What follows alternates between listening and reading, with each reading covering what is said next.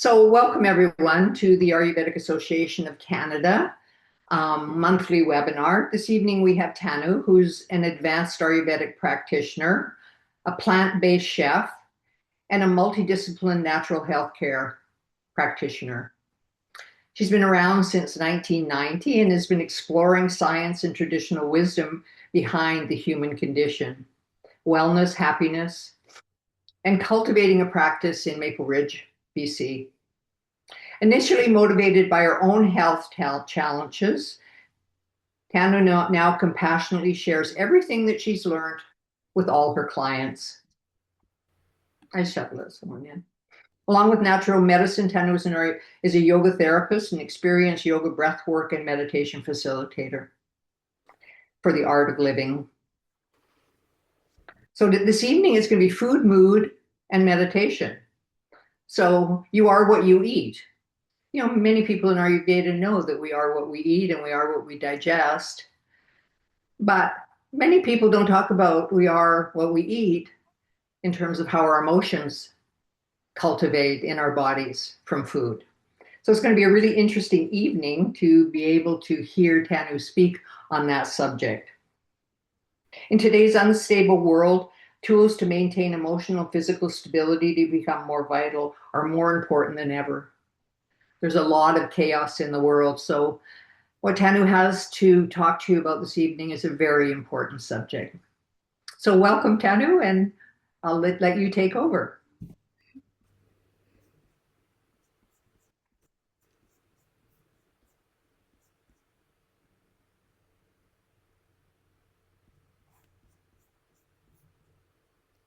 Okay, am I You're audible. I okay, can't see your presentation yet, though. okay, I've just pinned myself here. So, welcome everyone. Thank you for joining us. It's a real honor to have you here and a real honor to be asked.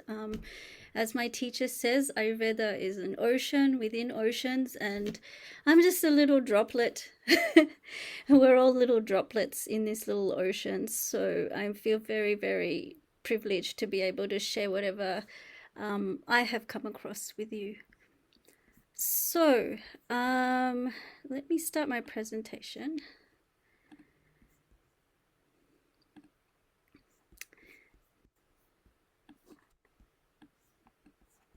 You can see it? Everyone can see it? Yep. Yes, it's visible. Okay, great. If All right. anybody can't see it, just put it in the chat for me, but I think it's good. Yeah. It looks like a few people that I know are here, and some people are not even in Canada. So, welcome. Wow, that's fabulous. Yeah. So yeah, I the way I came across Ayurveda, I had it in my life as a lot of people of Indian heritage do. But I was growing up in Australia, so I didn't have access to real Ayurvedic medicine, and I thought a lot of the things that my parents were doing at home were just just Indian culture. I didn't really realize that a lot of it had its roots in Ayurveda. So when I was around 18 or so, I got some uh, health challenges, and this made me take it a lot more seriously. And I started looking into Ayurveda. I started looking at many, many other modalities, and I share all the ones that worked for me now in my practice. So that's a little about me. I know that Erica has already said a little. So food, mood, and meditation.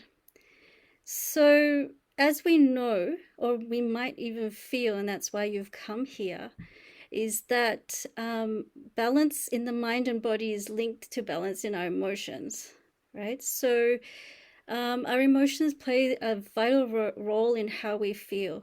When we're feeling turbulent, it's very hard to make good decisions. It's very hard to respond in a way that is um, yeah, respectful for yourself and for the people around you. And so taking care of our emotions becomes really important. A lot of us know that meditation and yoga and all of these things are really good for keeping emotional balance. But there's also a third factor, which is food. And so that's what we'll talk about today. Okay, so I have a question for you. So this is what we will be doing. This is what we'll be doing today. So what is food? How does food affect our emotions, thoughts, and perception? Why meditation and the breath are fundamental to our emotional being? And we'll also have a short guided meditation. So it'd be really nice if everybody stays, for a few minutes more and do a short guided meditation together. So this is a huge topic. This is a really big topic, and I could do an entire semester on this. So I know that some of you may have struggling with health issues. This is really for the general audience, but if you have serious clinical issues, please go see an Ayurvedic doctor or a practitioner, because this is very general. But you'll find that even though it's general and it's even a little changes, a little bit can make a huge difference in our lives. So I hope you find it useful anyway. So answering and asking questions. I will be asking questions and getting your input throughout the class. Just answer any questions in the chat rather than speaking out, because it can get very confusing for people and I don't know who's saying what.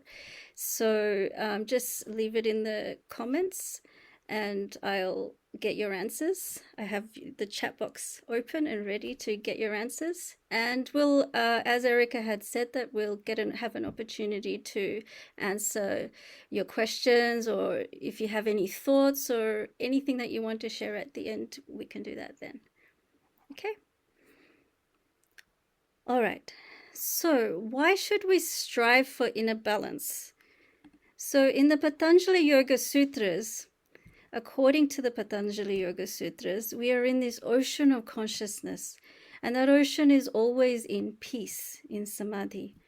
It's only from this perspective of the human mind that any sort of conflict or antagonism and separation exists. But from a universal point of view, if we think about the entire cosmos, it's always in peace, and any births or anything is just part of the usual, it's part of the whole, it's part of what is happening, it's part of the functions of the universe. It's only here in the human mind that we go, oh, we shouldn't be doing this. This kind of person is better than that kind of person, or this kind of thing is better. But in the perspective of the universe, everything is actually in complete peace and in complete harmony. So when we're doing yoga, when we're doing meditation, when we're learning about Ayurveda, the entire goal is to realign with that. This is the fundamental truth of nature. So at the most fundamental level of the universe, everything is made up of the 5 elements. Now, do you know what they are, the 5 elements?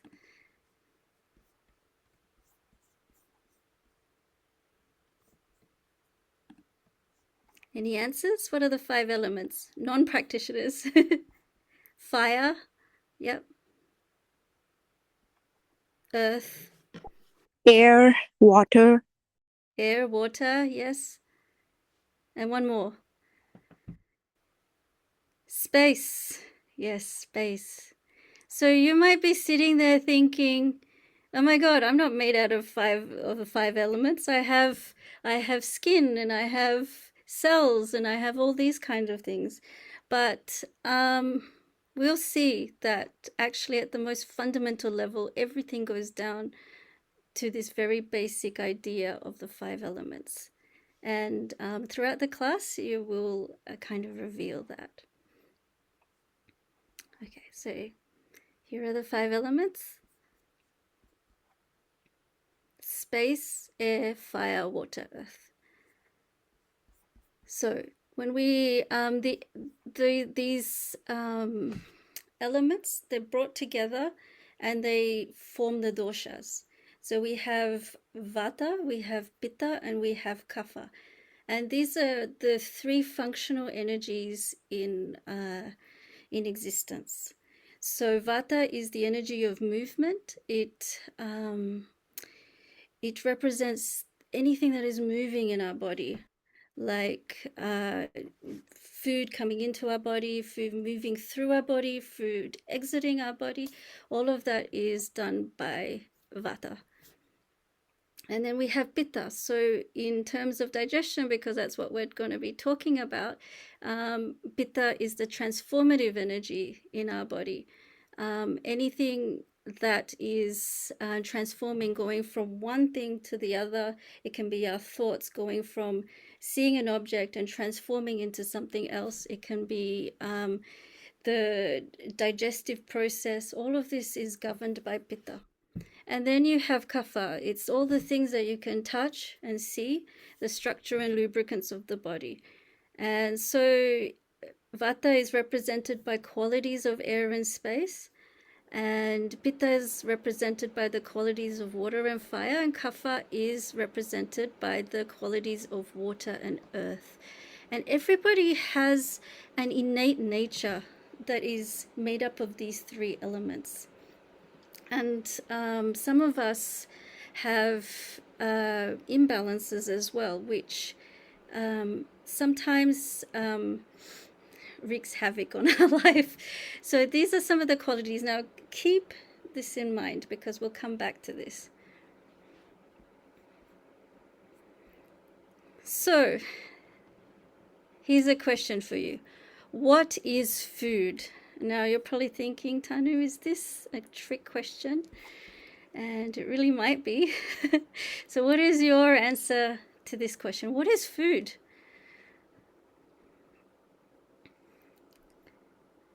Energy.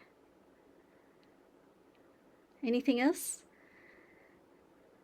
What is food? You have it every day. All we can sense with our senses. Anything that nourishes the body. Okay, great answers. So food is, as Cecilia has said, things that we can sense with our senses. So anything that we take in from all 5 of our senses is food. So my teacher, Dr. Jayarajan Kodikanath, or Dr. Jay as we like to call him, he's put there into 4 categories. We have water, we have food, we have perception, and we have breath. So food is not just what we eat, but it's everything that is going into our body. And like from the last slide that we saw, with all those qualities of vata, pitta, kapha, dryness or heat or heaviness, all of these things have a certain quality, and they're affecting the quality in our body. So food is not just what we eat, it's also what we take in from all 5 of our senses. Okay, so let's take a moment to reflect on this. You don't need to write it down, but think of how these 5 elements are reflecting in your body, and how it might be affecting your mind and affecting your consciousness, affecting your emotions. Like what kind of qualities are coming into our body through these 5 senses?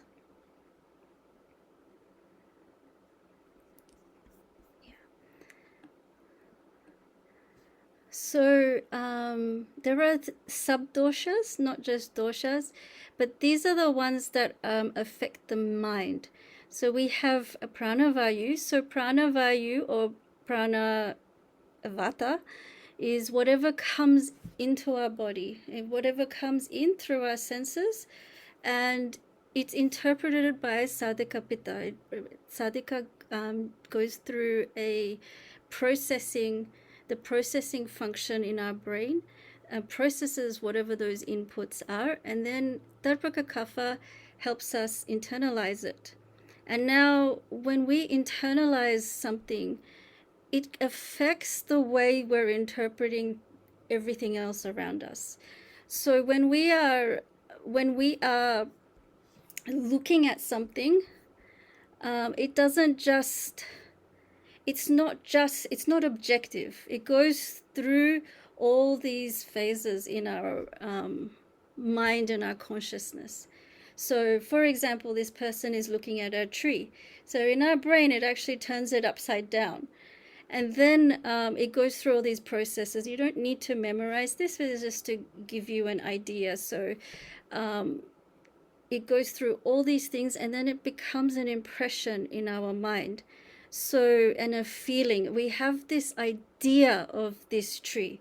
So this beautiful cedar tree. So if we had a positive experience of it, then when we go next time into the forest and see a cedar tree, we have that same positive experience. Some of it is innate. The tree does give out oxygen and it feels really good, but some of it has to do with the previous emotions. So we're constantly recycling emotions.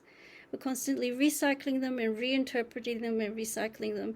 And so we often, that saying that we've all heard, we don't see things as they are, we see things as we are. So this is very true when it comes to objects of perception. So this is not just what we see, it's everything that we take in from all 5 of our senses. So before we do this, just take a moment to think about, what I've been saying. Like,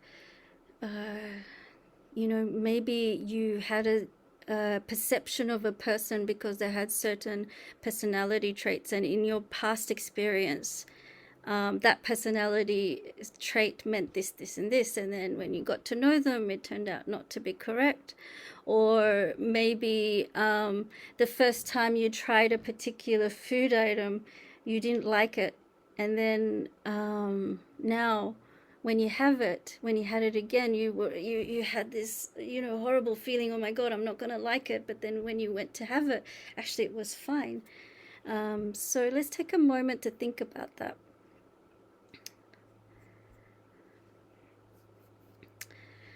So how do different foods affect you? Again, you don't need to write this down. If you want to, you can. But we've all experienced this. This is not something new that I'm telling you. We've all experienced how we feel when we have different kinds of food. When we've had a heavy meal, we have a particular experience. When we have something light, we have a particular experience. When we don't eat enough, we know we've had a particular experience.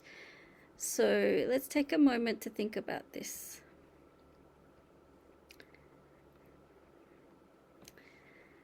Okay, so now we're into the food and mood part. So food, it doesn't just magically turn into an emotion, right? It has to go through a process. So we'll have food, and that food has particular qualities, and then it has to go through the process of Agni. Now, Agni is our digestive and metabolic fires. The word Agni means fire. So this is very, very central to Ayurveda. This is everything. So if you have, my teacher always said, Dr. Loud, he always said, if you have a good Agni, you have a great life. So if your Agni is good, then everything is good. So the qualities from the food, they're going through the process of Agni and becoming and affecting our consciousness. Now, if the Agni is not good, then it turns into a substance called ama when it's not digested properly. And that ama becomes, it means the metabolic waste in our body. Some people call it toxin, some people call it metabolic waste. And it kind of cases our cells and it affects our emotions, how we think. So you'll see this sometimes when people have had a bad meal, they feel really down and then they don't want to they're just a little irritable or they're grumpy or they're depressed. So it's an effect of ama and a few other things which we'll talk about. And it affects the koshta, which means our bowel movements, so the quality of our bowel movements as well. So if the bowel movements are smooth, banana shaped, then everything is good. But if it's soft, if it's very hard, if it's if you are feeling constipated or if you have diarrhea, we all know, we've all experienced this. It really affects our emotions. So the key to having a healthy food and healthy mood is really here. It's in Agni. How does our body interpret that food and turn it into our consciousness?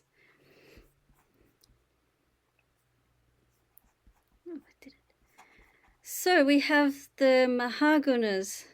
Some of you might be familiar with this. So we have Sattva, which is, there's a lot more to this. I've just written down one basic term for each so you remember. So Sattva, which is wholesomeness, purity, present, the mind being in the present moment, the mind being alert.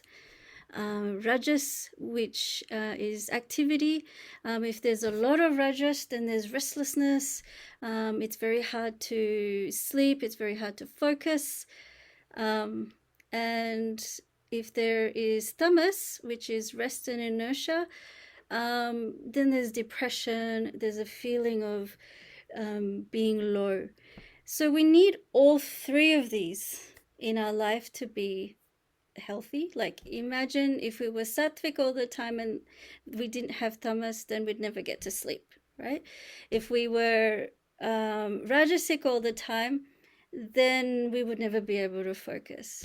And if we were tamasic all the time, nothing will get done. So we need all three of these, but the goal is to move towards wholesomeness. So as Erica mentioned, that in today's world, we're living in this very stimulated world. And when we look at a social media or turn on the news, we see all this tamasic kind of energy, this negative energy, and a lot of rajas, and people are disagreeing and really fighting.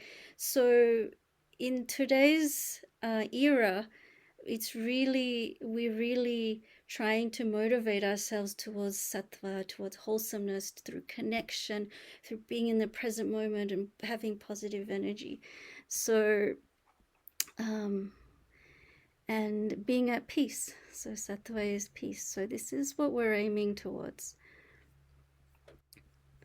So having all that little lesson, what kind of foods do you think would be sattvic foods?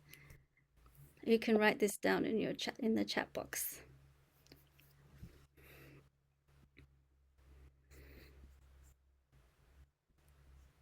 No answers? What is wholesome? Root vegetables, yes. Anything else? Non-spicy.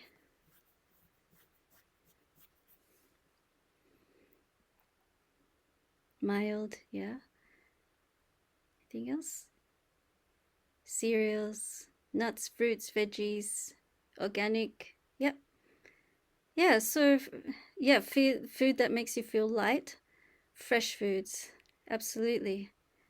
So you're all very right. So sattvic foods are foods that are easy to digest, are very healthy.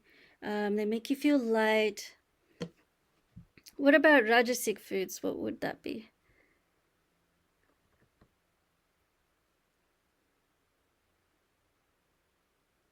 So Rajasic is junk food, pizza. Would that be Rajasic? Meat, spices, caffeine. Okay. What about Tamasic?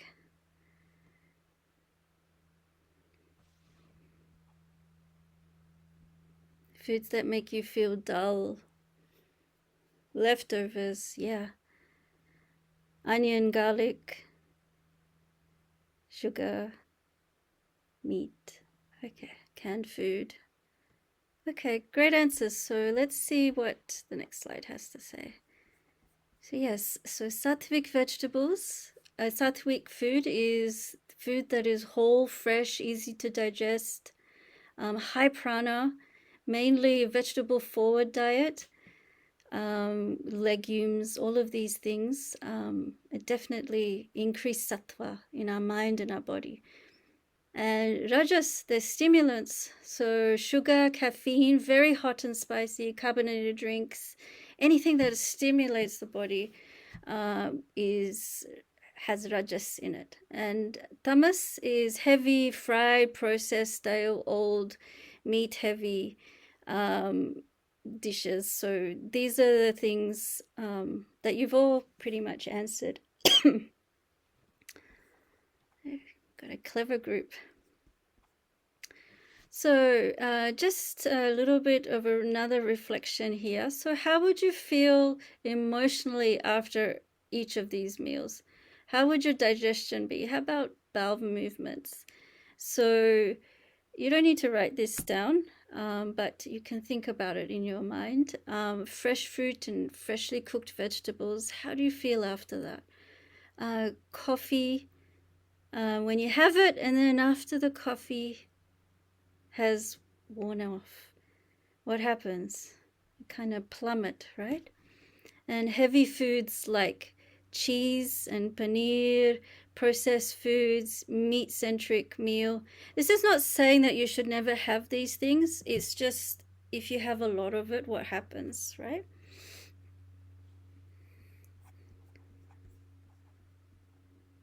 Yeah. Okay, so this is for you to answer. Say if somebody has a lot of vata in their body, if you remember did I put this slide? Yeah. So if they have a lot of vata in their body and they are tamasic, they have been eating a tamasic diet, what kind of emotions do you think they would have?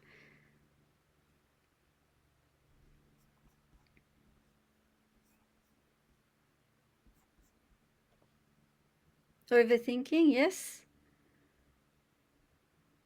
Aggressive, that would be more pitta. So if there's a lot of fire. Depression would be more anxiety, yes.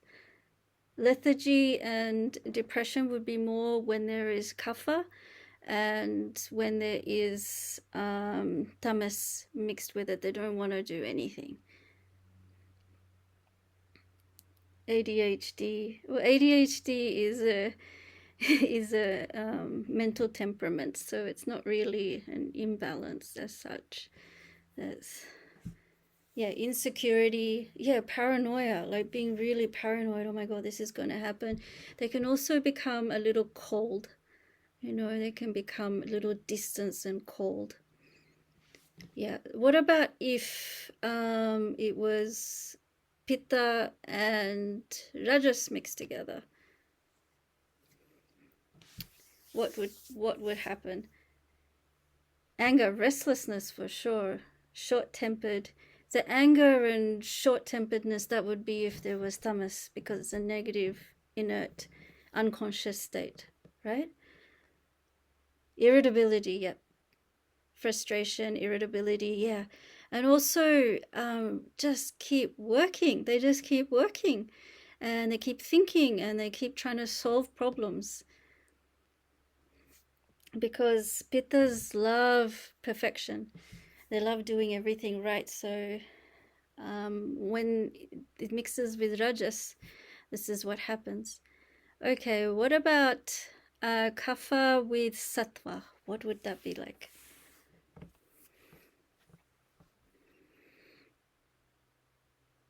So yeah, so kapha is slow, yet stable. Yeah, so sattva is more meditation all the time. Depression, yeah, if they have depression, if they have tamas.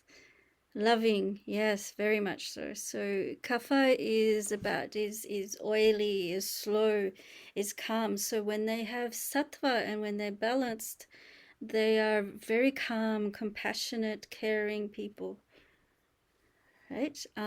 Or when you have kapha, because everybody's got all three of these qualities. Yeah. Okay. So now that we know about our emotions, and what kind of emotions that we get when we're imbalanced, what do you do? So if you remember a few slides ago, I talked about how Agni is really at the center of everything that we do. So how do we know what our Agni is like? So you can ask this question to yourself. You don't need to share. But does your hunger change daily? And then how do you feel after a meal? Do you feel bloated? Or do you get really hangry that you just have to eat? If you don't eat, you just get irritable and angry and you start shouting at everybody. But then afterwards, you might feel unsatisfied. You might have acidity. You might even crave a little bit of sweetness. Yeah. Or the third one, you're not really hungry. You eat because it's time to eat. And afterwards, you feel a little sleepy. So, and then there's also a fourth one, which I didn't mention, which is Sama Agni, which you feel hungry, but it doesn't really bother you. You eat, and then afterwards, you just feel calm.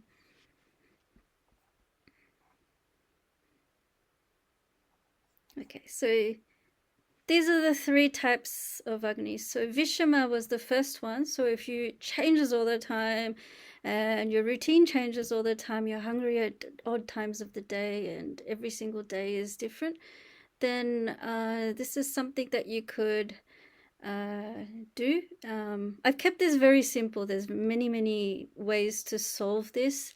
And if you see a practitioner, if this is something you really struggle with, you can see a practitioner and they can give you some classical formulas as well. But so you can improve your Agni by including hing and roasted cumin in your food, or chewing on ajwain, which is like bishop seeds. You can get this from an Indian store.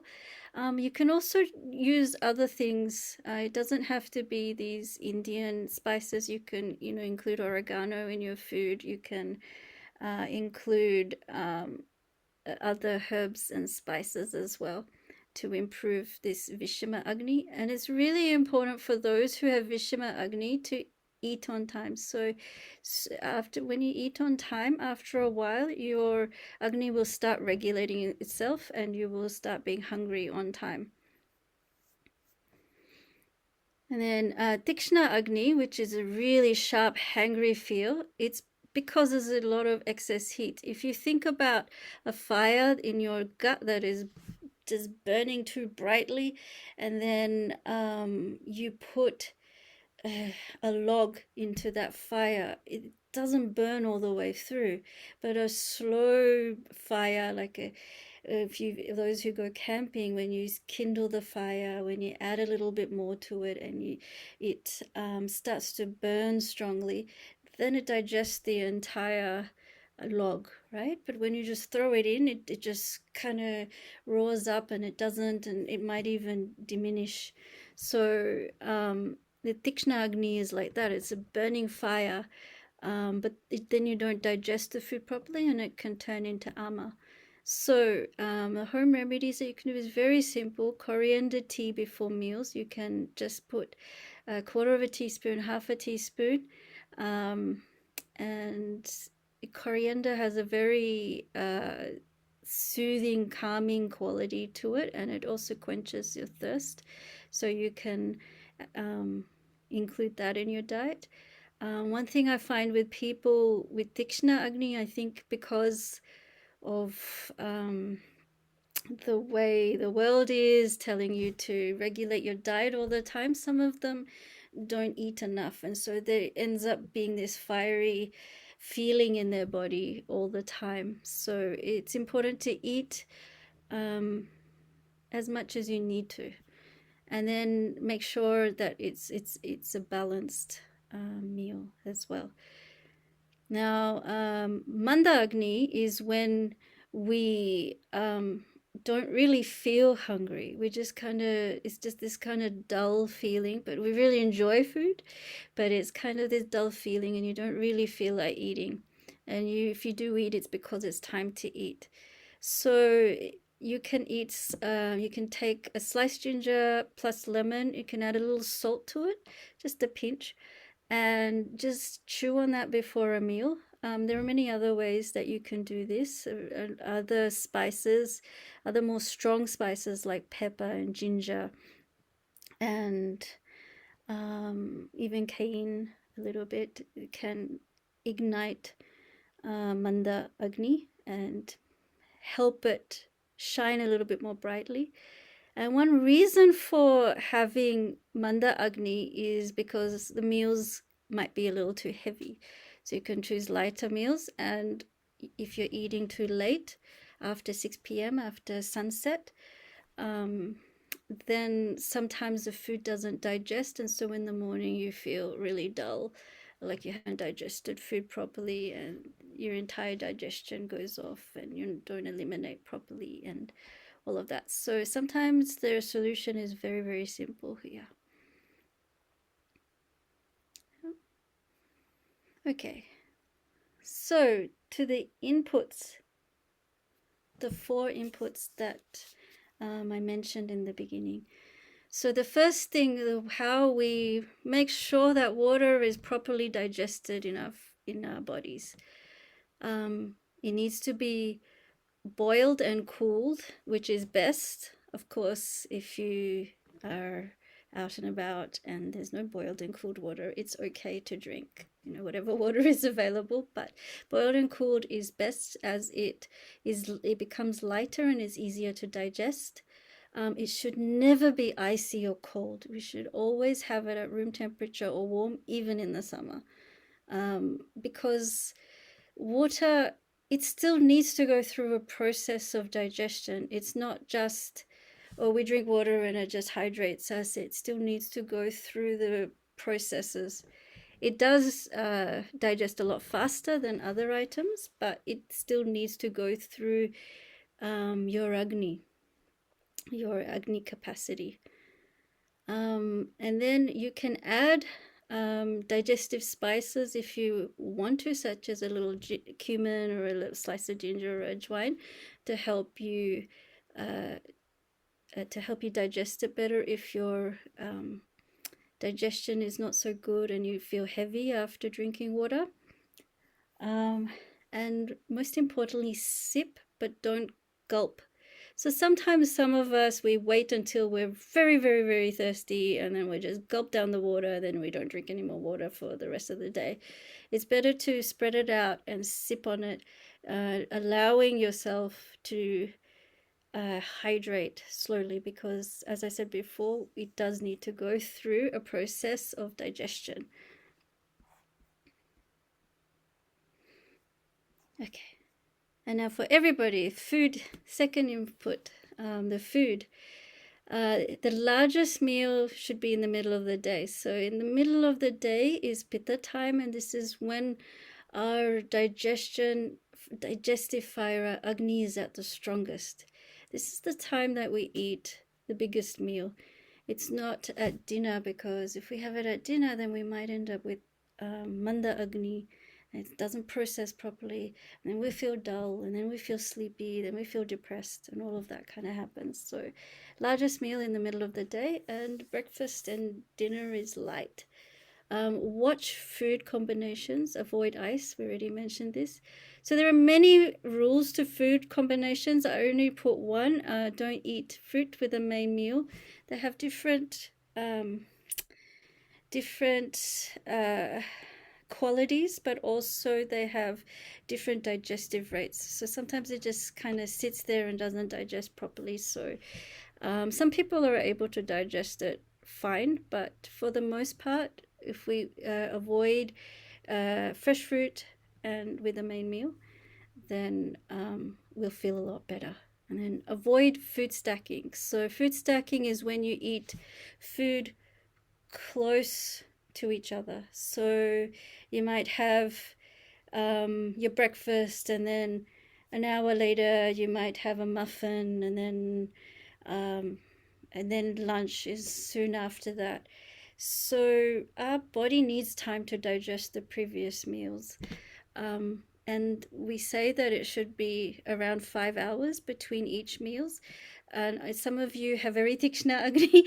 You might want to do that, maybe 4 hours, but definitely not just 1 hour or half an hour. We should spread it out so your body has enough time to digest the previous meal. And then including in all your food digestive spices such as cumin, coriander, ginger, pepper, or even these Italian herbs and basil and oregano. All these things, they help us digest food better.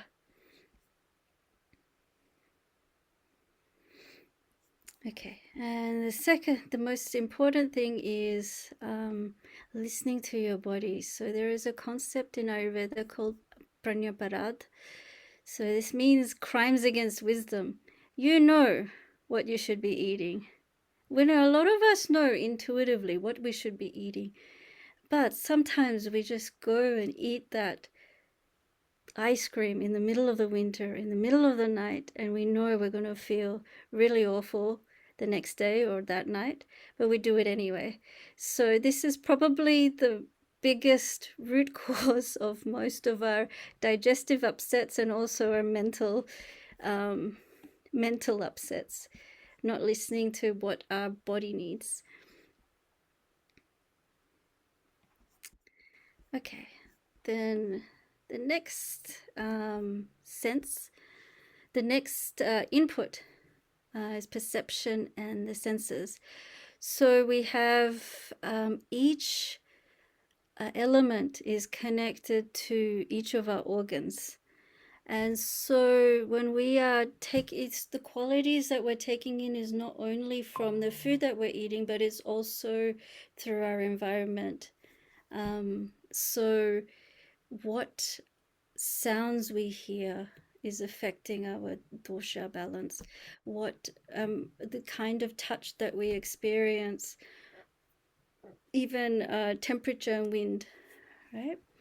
If we're exposed to that, what we take in through our eyes, is it pleasant? Is it beautiful, or is it chaotic? What things that come in through our eyes are affecting our doshas. And then our tastes, we already kind of talked about. There are 6 tastes, and I won't get into that too much today because we don't have time, but the taste of our food is affecting our doshas. And then we have smell. What we're smelling. Are we around pleasant smells? Do we use aromatherapy? Or is there odorous smells around us? All of these things are also affecting our emotions. So, and smell in particular has a very big effect on our emotions. So just think for a moment in your own life on the way you feel around particular tastes, around particular foods, what kind of things that you get attracted to, and then just think a little bit. How does it make me feel? How do I feel with that? And you can take it a little further. Do I feel that because that innately is not a healthy thing, or is it because I had a bad experience of it in the past? Or the opposite too. Do I feel good about it? Like food. Many of us use food to deal with our stress. Is it because that particular food, is it associated with a positive feeling from our childhood? Or was it because it's actually something that we need right now? Like if you are experiencing some vata in your body, maybe you want a little bit of a heavier meal. But is that because your body needs it, or is it because your emotions need it? So it goes back into thinking about our body. It's like what our needs of our body is more important than what our mind is telling us, right?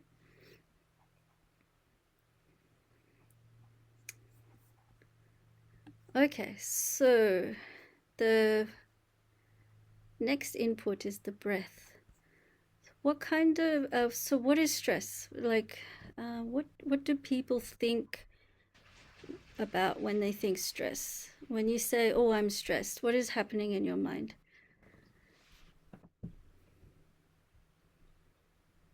Any answers?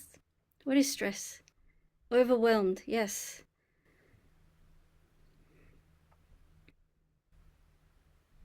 Restlessness, yeah. Too much stimulation, yeah. For sure, one interpretation of stress, imbalance, yeah. One interpretation of stress is when our senses are overwhelmed, right? One of our senses just has too much, so that puts a lot of stress on our body. But there's another interpretation of stress. So our minds are constantly fluctuating. It's thinking about anxiety of the future. Oh, what's going to happen next? Oh my God, what happened? And then you're thinking, this happened in the past. Oh my God, will this happen next?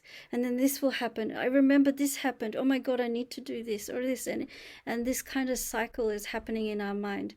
And it's like we're running hot and cold. Like, 1 minute we're feeling happy, the next minute we're feeling nostalgic, then we're feeling sad. And so our mind is constantly going through this churning, and this is one of the main causes of stress.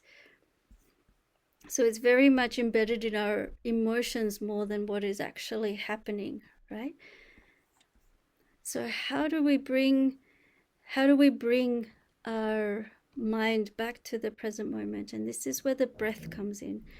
So just focusing on the breath can bring our mind back to the present moment. We all know this, if you think about it, or, our breath tells us so much. When we're sad, it's all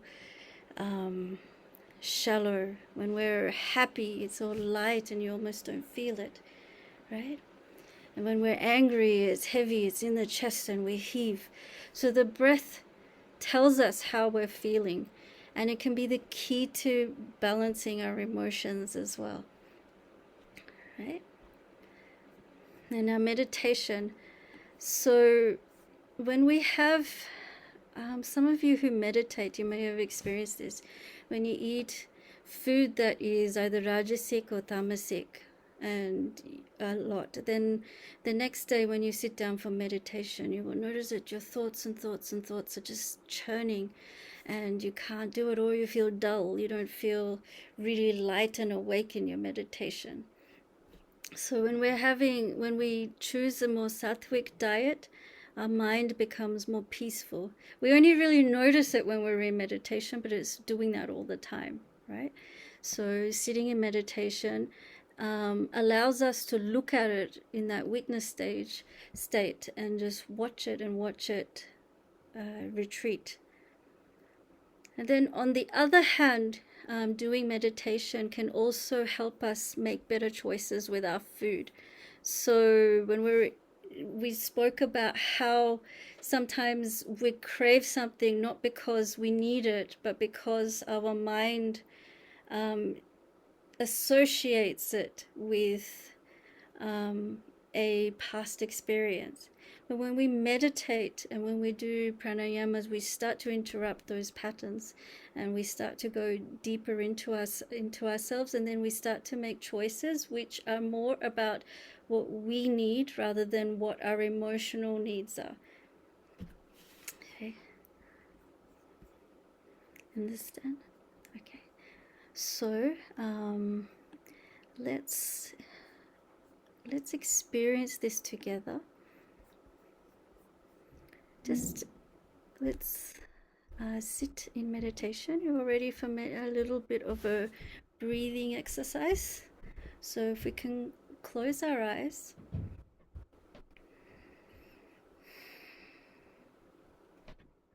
And just be very mindful of all the things that we have talked about, what's been stimulated in you, what emotions are you feeling at this very, very moment. And just sit with it. Watch the breath. What's your breath like? Is it shallow? Is it deep?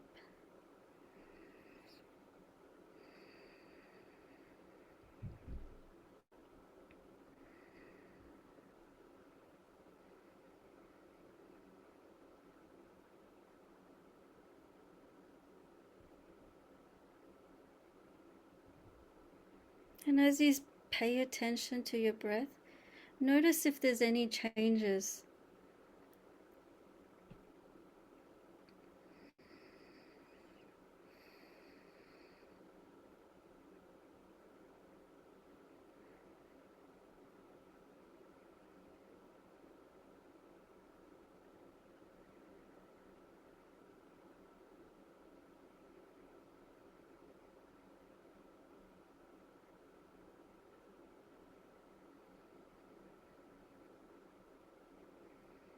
And very gently, with no effort at all, let's take our breath and allow it to fill our stomach.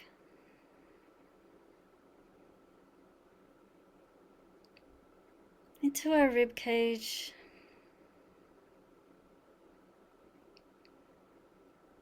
And into the chest.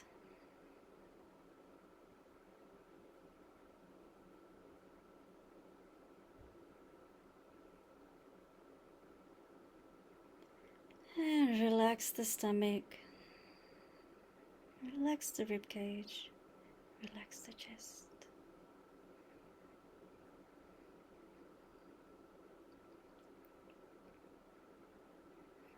Breathing into the stomach. Into the rib cage. Into the chest.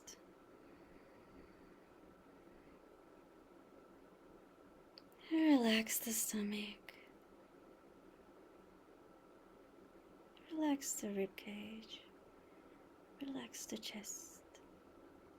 Do a couple on your own, just observing your breath.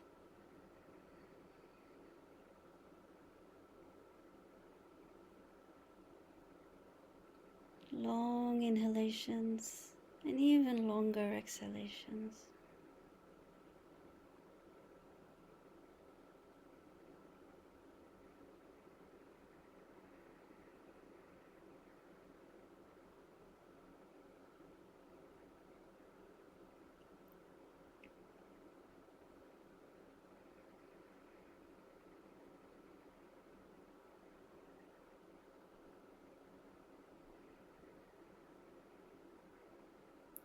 And with the next exhalation, allow your breath to relax. And breathe normally. Notice how your mind is now after breathing. Has there been a change?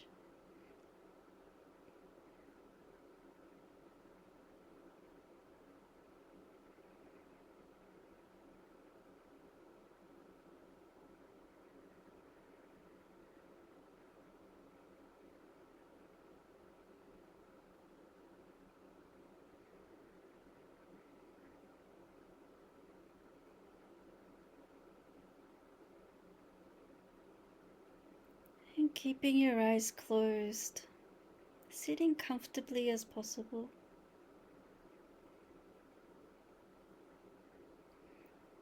do a gentle meditation together.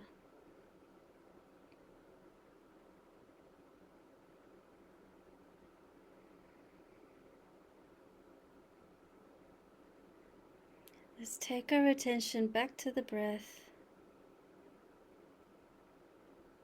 No need to change it. Just a gentle awareness of the breath coming in and out of our nostrils.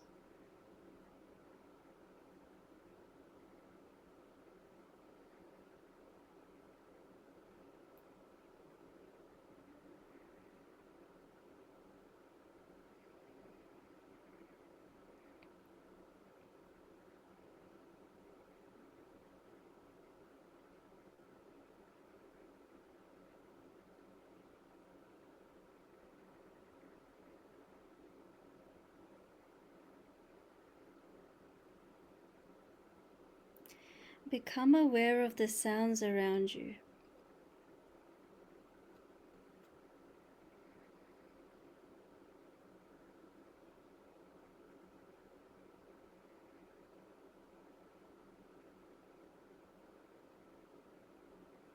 There may be people around you.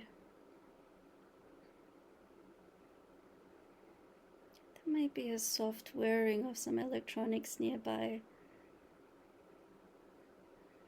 Perhaps there's music or cars in the distance.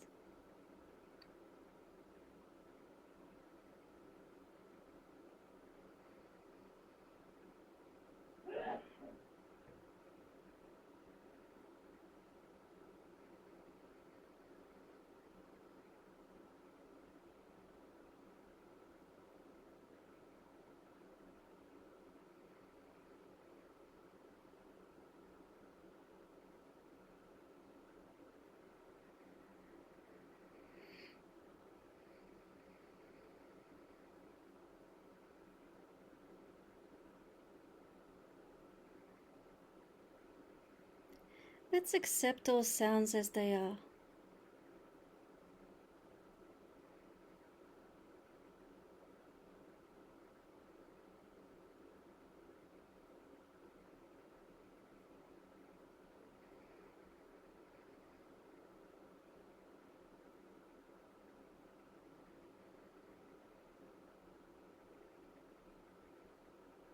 You are now in harmony with your surroundings.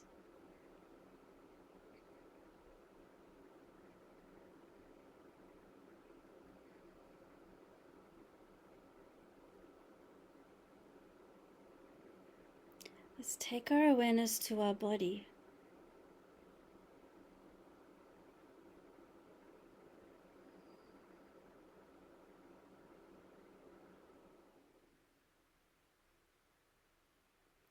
Your feet, knees, hips,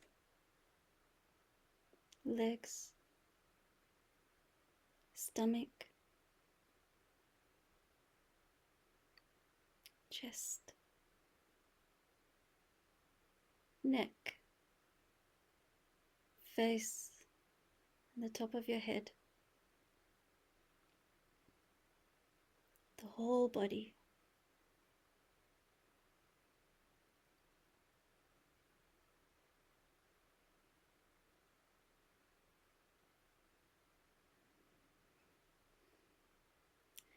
There may be some pain or discomfort, or you might be feeling light.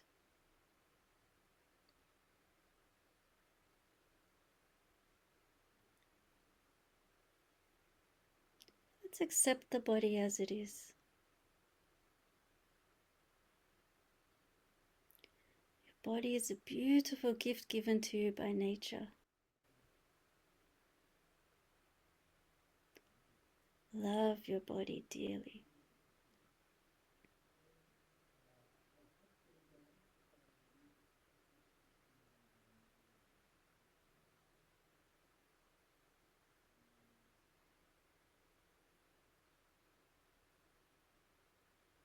You are now in harmony with your body.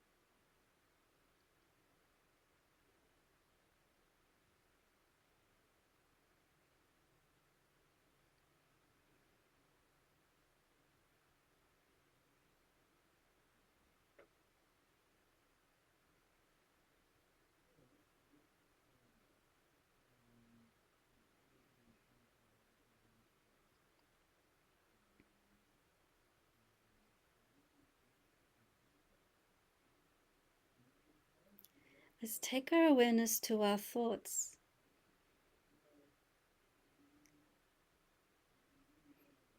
Hundreds of thoughts coming in and out of our minds like waves in the ocean.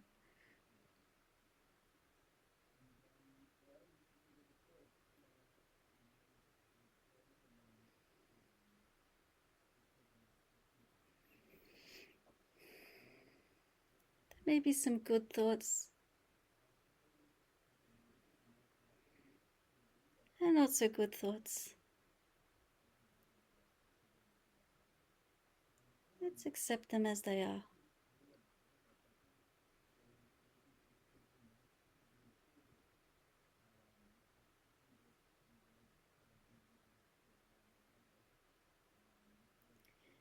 You are now in harmony with your thoughts.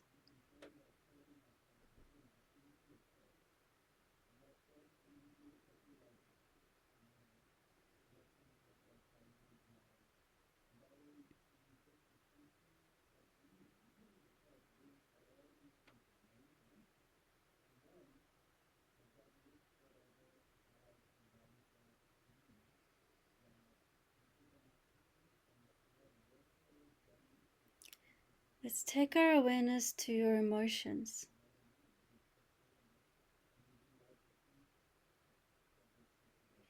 There may be sadness, fear, irritation,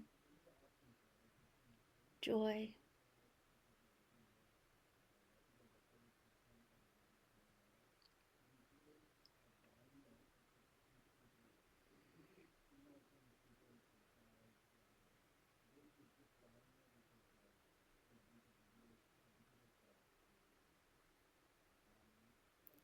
Laughter or joy. Let's accept our emotions as they are.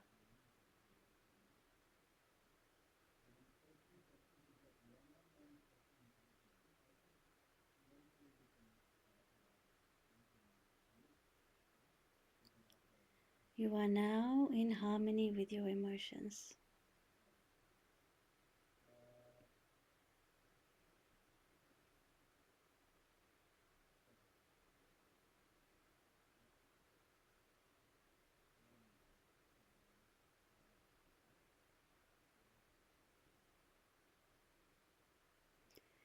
You are joy.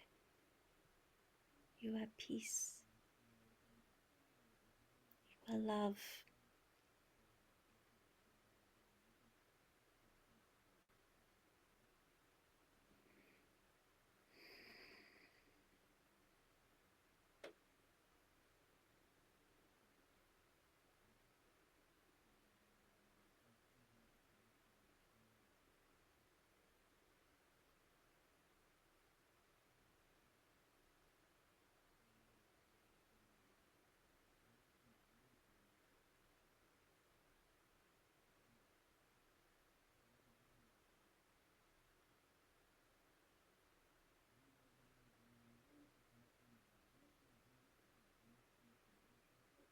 Let's take our awareness to our emotions.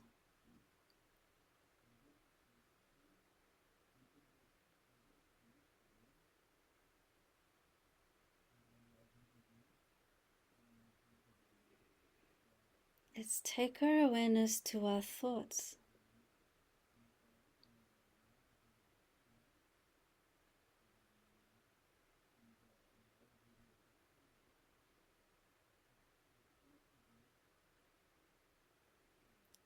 Let's take our awareness to our body.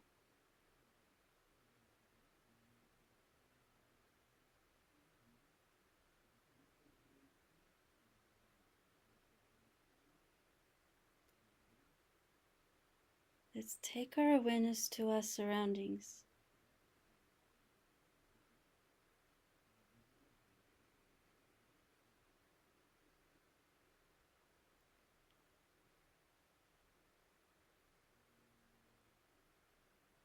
Let's take our awareness back to the breath coming in and out of our nostrils.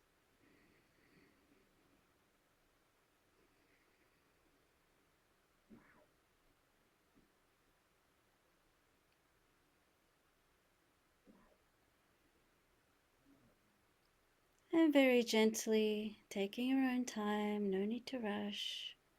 Start wiggling your fingers and your toes as you become aware of yourself in the room.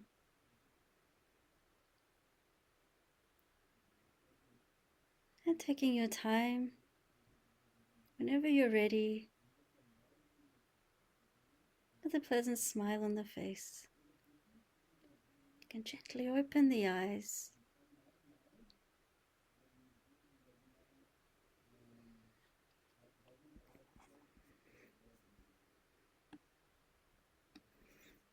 How is that? Good?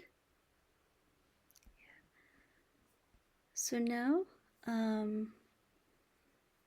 you can unmute and ask your questions one at a time if you have any, or you share your thoughts, anything that you liked, anything you enjoyed. What were the things that stood out most for you for today? This helps other people to internalize it. Anyone want to share?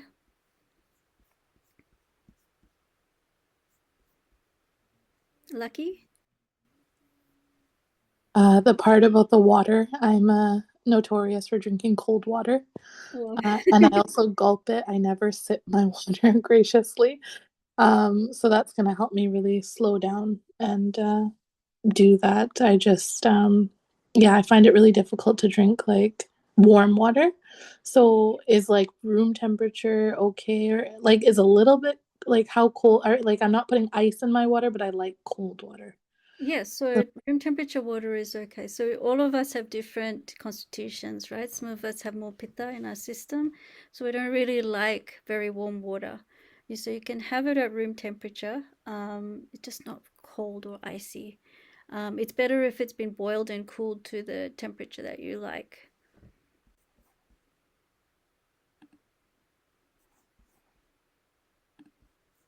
So was it, sorry, I missed that. Was it Rose who wanted to say something? Hi, thank you so much, Tanu. It was great presentation. I learned a lot, especially the part related to the agni and digestion. Yeah. Resonates with me a lot because I have kind of struggling to figure out why my appetite changed a lot. And then Right. my question also is related to how the movement, just like exercise, has anything to do with changing this different agni? Because when you mentioned, for example, when we have a manda agni, it was Yes. when we have a manda agni, it has some sign, and I discover when I have less exercise, I become to that state, and when I increase the exercise, it's improve. Or sometimes when I need to drink more water to become out of this specific kind. But yeah, thank you so much. It was great. Thank you, Rose. Yeah, so exercise can definitely help improve our Agni. If we are feeling manda, or if there's a lot of tamas in our body, moving our body, doing some exercise definitely helps to improve Agni. It increases, the heat in our body. It allows oxygen to get into the body, and helps things move as well, and improves elimination and all of those things. So yeah, definitely exercise can help if you have manda agni. Yeah. Thank you. You're welcome. Anything else? So Janardhan said food is not what we eat,